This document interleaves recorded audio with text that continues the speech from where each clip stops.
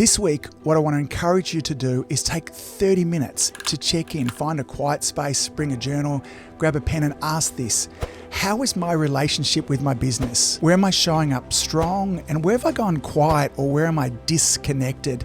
And then ask the most important question, what does my business need from me next? I'm going to share with you 5 signs of a healthy relationship with your business. Your relationship with your business matters, not just because it pays the bill or it gives you purpose, but because, like any relationship, it reflects back who you are becoming. And if you ignore it, it grows distant. And if you only show up when you need something, it stops responding. But if you listen, if you lead and you invest, it'll become a source of energy, not just effort, okay? You do not want to miss this episode. Good morning, good afternoon, and good evening, folks. Hey, welcome to another episode of the Marketing in Practice podcast, the podcast where I have the pleasure of simplifying the marketing and the mindset so you, the chiropractor, can increase your income, your impact, and your enjoyment in practice too. Now, for those of you that are watching the video version of this, you might be noticing that I'm not in my normal home studio. I'm out on the road. Lauren, Sunny and I left on a round Australia trip about 3 weeks ago. In fact, we're not quite going around Australia. We're going straight up the middle and then over the west coast there too. And we'll be doing that for the next, I think our trip in total is about 3 months. And we've been having a hoot so far. Mind you, I think we've taken it a little bit too quickly. We're all a bit kind of tired. Bodies are breaking down. And this last week alone, I've torn a calf muscle, I've tweaked my knee, and I woke up yesterday with conjunctivitis. So that's probably some feedback with my body telling me to continue to slow down. I've had lots of lovely messages from many of you wishing us well on this trip. Many of you being envious, saying how much that you wish that you could be doing a trip like this. And for those of you that might feel that way, I want to let you know none of this has happened by accident, and nor has it happened by good luck alone. It's happened from a lot of planning. Over Reva's previous episodes, I've been taking you through my 7-figure lifestyle practice triangle. This is my framework for helping you to build a high income, high enjoyment and low overhead practice. And part of what's allowed Lauren to step out of practice is a really wonderful team. We have a new office manager in Jess who's there with us, and 2 amazing chiropractors who are filling in. And so with some right planning, absolutely this is something that is available for chiropractors to be able to plan, that they too with their family can have. And again, if we can pull this 3 months off and it goes as well as we hope, then we will do the same thing again next year, but hopefully for a lot longer as well. The triangle helps chiropractors solve the 3 biggest practice killing problems, okay? The first is that nobody knows you. This is a visibility problem, okay? It's a marketing problem that we solve it with, but it's a visibility problem. When we don't have high quality new patients coming into us each and every day, it's because not enough people know who we are. The second problem we want to solve here is that no one stays. Now, sometimes people say this is a communication issue, and it kind of is, but it's not really. It's a trust problem. Because if you think about it for a moment, you know, when your mum and your dad, your brother and your sister and your good friends come in for care, we really just say to them, hey, listen, it's 3 times a week for the next 6 weeks. It's twice a week for the next 6 weeks after that, and then kind of weekly. We don't have to go into, great depths of communication in order to do it because trust is high. They just follow what we tell them to do. And so the more that I'm studying communication and the more that I'm getting the opportunity to work with chiropractors and the more that I can go back and see why did things work in my practice, what allowed me to build a PVA north of 150 there, it's because we built massive amounts of trust. And when you do that, the whole relationship becomes effortless. There's no pressure on the report of findings there. The third problem that we want to solve is the no time problem. Now, again, this is not actually a time problem. This is a leadership problem. You see, we all have the same number of seconds, minutes, hours in our days, in our weeks, in our years there. It's really about how we use them. And we need to have leadership over it. It's leadership that's allowed Lauren to step out of her practice there as well. Now, in previous episodes, we've gone really quite deep into tackling the visibility and the trust. And so if you've missed those episodes, you could go back and have a look at how do we go about solving this. And now we're on the final side of the triangle, which is no time. This is the part that most chiropractors know all too well. It's the never-ending hustle. It's the overflowing inbox. It's the feeling that you can't stop because everything might fall apart. It's the reason why many chiropractors can't take trips like this one that we're taking at the moment. But here's the thing, as I mentioned before, this is not a time problem, okay? You don't solve this by trying to be more productive. You solve this by stepping into leadership. And if what you want is more hacks to squeeze an extra 30 minutes out of your day, this is not for you. What you really want is a self-sustaining practice, a business that can breathe without you having to be the lungs of it, okay? Now, there are 3 pathways that get us, that solve the time problem. The first of this, and what we're going to talk about today, is the CEO pathway. This is thinking and planning like a leader, not an employee, okay? The second is the practice operating system, where we have standard operating procedures that actually run the business. And the third is your culture code. This is the values and the behaviors that power and fuel up the team in your absence, okay? So today, we're going to dive into the first one, the CEO pathway, and we're going to approach it from a slightly different angle, one maybe you haven't considered beforehand, okay? Imagine this. You come home at the end of a long day, you barely say hello to your partner. You don't ask the other person or your partner in this situation how they're feeling. You forget about the plans that you made last month. You're too busy to really listen to the stories they're telling you. You hop into bed distracted, and you do this day after day, month after month. How long do you think that relationship would last? Okay, not all that long. Now ask yourself this, is this exactly how you treat your business? Most chiropractors I speak to care deeply about their patients, they care about their team, they'll even put time into their coaching and mentorship, but their relationship with their business, that's the one that they ignore, or worse, what often happens is they resent it. Now, I get it. We didn't become chiropractors to manage spreadsheets and lead staff meetings, but here's the truth. If you treated your marriage or your relationship the way you treat your business, you'd be divorced, okay? This episode is about fixing that, and it's about stepping into a new type of relationship, one where you and your business actually talk, listen, grow, and build something that's really worth sustaining. I want to take you through a relationship audit, and these are, I'm going to share with you 5 signs of a healthy relationship with your business as well. And so you can kind of check these off as you go through and say, yeah, I've got that one in spades. Or maybe you'll be able to identify where things are breaking down and why maybe it feels like you don't have any time. Now, sign number 1 is that you regularly check in. Healthy relationships have many things in common, but one of the things they all have in common is they make time to connect, to talk, to listen, and to ask simple questions like, how are we doing? But let me guess, when was the last time you had this sort of conversation with your business? Now, for most chiropractors, it's like a long-distance relationship where no one's picking up the phone. They're in the business all day, but they're never actually really with it. Now, here's a quick story about Lin-Manuel Miranda. This was the creator of Hamilton. Now, during the years that he was writing, he'd take one day a week, just one day, and he'd go and sit on a balcony in a friend's apartment. There'd be no phone, there'd be no distractions, just a notebook and some time to think. And that's where Hamilton came together, okay? Not in the middle of chaos, but in the quiet during those check-ins and that creative process. What Miranda knew instinctively was that creation needs space. Direction needs space, and leadership needs space. Now, why does this matter to chiropractors? Your business is no different. You can't lead if you're not regularly checking in, okay? Now, this is time where you step out of the noise and into the role of visionary. It's where you get to work on the things that are important but not urgent. These are the very things that Stephen Covey said are at the heart of real effectiveness, okay? There's a difference between important and urgent, and most of us spend a whole bunch of time on the urgent and not enough time on the important, okay? So checking in might look like a Monday morning CEO hour or a Friday wrap-up with a pen and paper where you're looking at your weekly stats, you're reflecting on your team performance, so you're thinking about up and coming opportunities.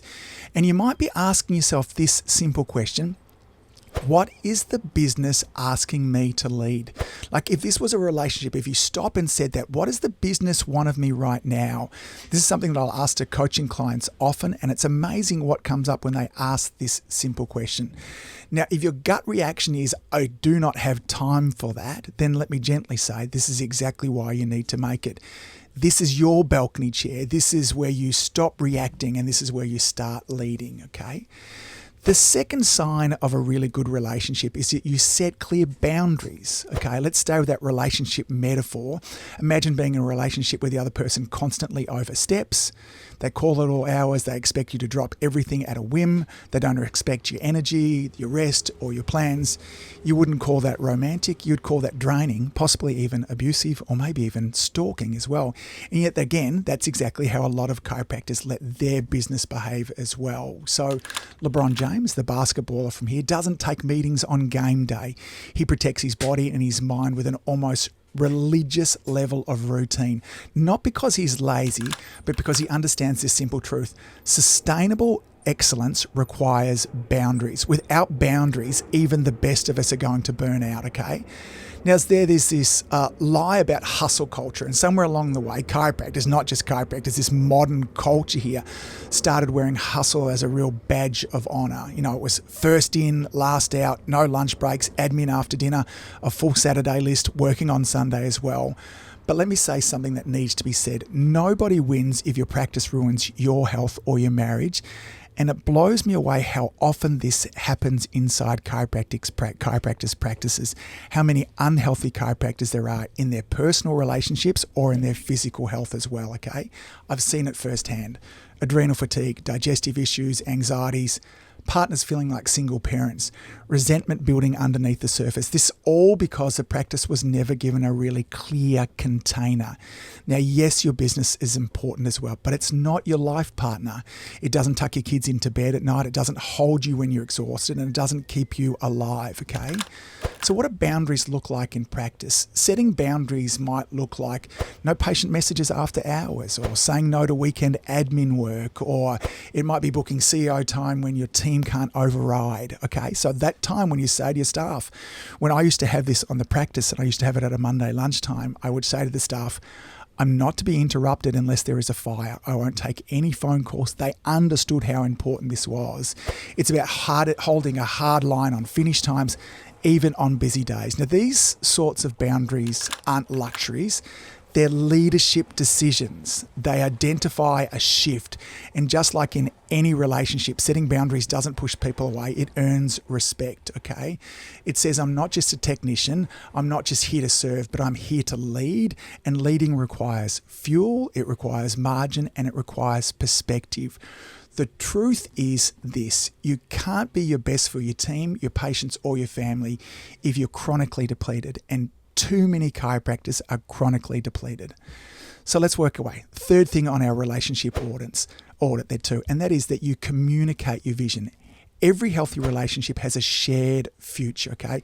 A sense of where we're going, a reason to keep showing up. Now, it's not enough to say that we're in this together. You need a destination, okay? Something to align around, something that you believe in when the days get tough. Now, there's a famous story of JFK back in the 1960s when he was visiting NASA, and he walked past a janitor who was mopping the floor, and he asked, "What is it that you do here?" And the janitor replied, "I'm helping put a man on the moon." That's vision, okay? That's clarity, and that's what happens when leaders communicate not just tasks, but purpose. So why does this matter so much in chiropractic? When you don't communicate your vision consistently, your team is going to default to survival mode, okay? They show up, they tick boxes, and they go home, and your business becomes just another job for everybody involved, including you. But when you lead with vision, you remind people what you're building, okay? What you're helping and why it matters. Something shifts. Remember, we're not just fixing bad backs and headaches, although it's great to be doing on that. We are changing people's lives. You're not just running a practice, you're running a movement. So what does this look like in practice? Communicating your vision isn't just a one-off meeting. It's not a slogan on the wall. It's a rhythm, it's a story, it's repetition. It's you telling stories in team meetings.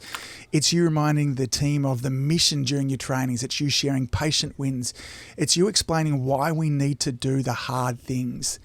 The best leaders don't just manage, they inspire. And this inspiration requires vision, spoken out loud over again and again and again. Okay, so sign number 4 is you know what matters to them. This is this relationship that we're talking about in the business here as well.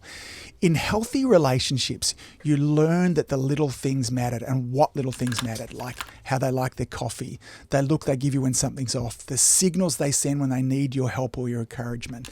And if you're paying attention, you adjust, you respond, and you lead with love. And our business does this too. It communicates, but instead of words, it speaks in numbers. Okay, so Phil Jackson, many of you will be aware of, the legendary coach from both the Bulls and the Lakers, once said, "Stats tell the story. They help me coach a team, not just the players." Now, he wasn't just looking at points per game. He was looking at things like rebounds and assists and shooting percentages. He was asking, where are we strong and where are we weak and who needs support? The numbers weren't so much the goal, but but they were the language of leadership.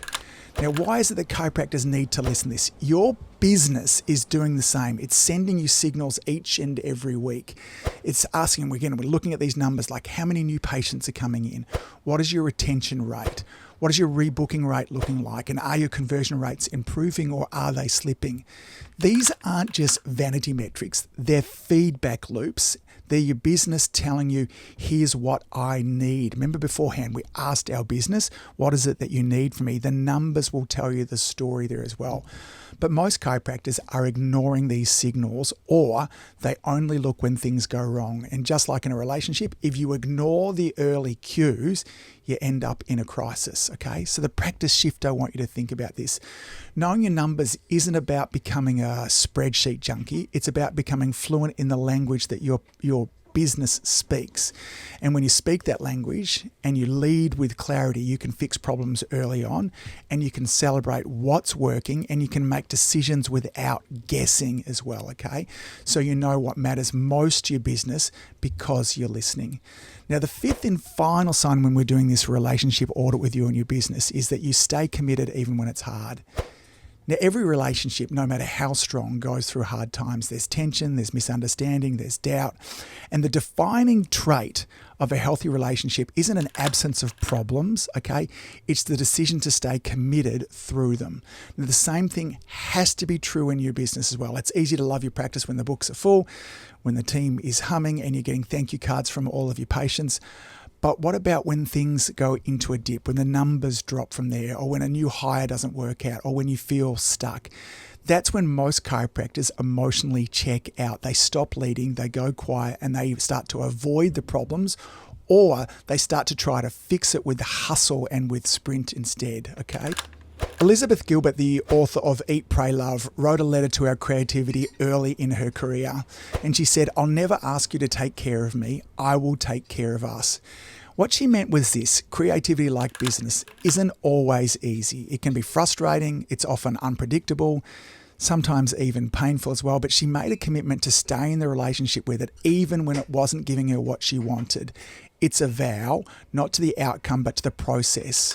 So what does this look like in practice? When things get hard in your practice, do you lean in or do you check out? Do you ask, what is this trying to teach me? Or do you jump on to the next shiny fix? Commitment looks like showing up to your CEO hour even when the numbers are uncomfortable. It looks like having the hard conversations with team members instead of just bottling them up. It looks like adjusting the plan but not abandoning the vision as well. You didn't start this business, this practice, this movement here to quit when it got hard. And your business doesn't need perfection. It just needs a leader who can stay in the room. So let's bring all of this home. Your relationship with your business matters, not just because it pays the bill or it gives you purpose, but because, like any relationship, it reflects back who you are becoming. And if you ignore it, it grows distant. And if you only show up when you need something, it stops responding. But if you listen, if you lead and you invest, it'll become a source of energy, not just effort, okay? So let's recap. Here's the 5 signs of a healthy relationship with your business. This means that you're stepping into actually being a CEO rather than an employee. And the first one is you regularly check in. You carve out time to reflect, review, and to lead every week, not just react. Number 2 is you have to still set clear boundaries. Remember, you've made space for rest, for focus and family. Hustle doesn't run your life. Your values run your life. Number 3 is that you are committed to your vision. You're not just managing tasks. You speak mission, you speak purpose and direction into your team and into yourself. Number 4 is you must know what matters to them being the business. You understand that your business speaks to you through numbers, okay? And you listen to these numbers and you act upon them. And number 5 is you stay committed, even when it's hard. You don't disappear in the dip, but you lead through it as well. This week, what I want to encourage you to do is take 30 minutes to check in, find a quiet space, bring a journal, grab a pen and ask this: how is my relationship with my business? Where am I showing up strong, and where have I gone quiet, or where am I disconnected? And then ask the most important question: what does my business need from me next? sit still and listen. The answer can be profound, because when you lead your business like it matters, your business starts showing up for you too. You deserve a practice that sustains you, that supports your lifestyle, that reflects your values, but it starts with you leading from the front, not being just sort of underneath the table, okay? So here's a teaser for what we've got coming next. Next week, we're going to continue our way around the triangle. We're going to go into the second pathway of building a self-sustaining practice. And I'm going to be talking you through practice operating systems and how to create a business that runs on process, not personality. You do not want to miss this episode. As always, thanks for listening. Keep saving lives, folks, and I look forward to seeing you back here real soon. Bye. If you've enjoyed listening to this podcast, you have to come and check out my Community Influencer Program. It's my monthly coaching program where we take all this material and I'll work with you to help you apply it, implement it, and systemize it. The Community Influencer Group Coaching Program is designed to help you increase your practice income, impact, and enjoyment. Join me over at anguspyke.com/join. That's anguspyke.com/join. I'd love to see you there.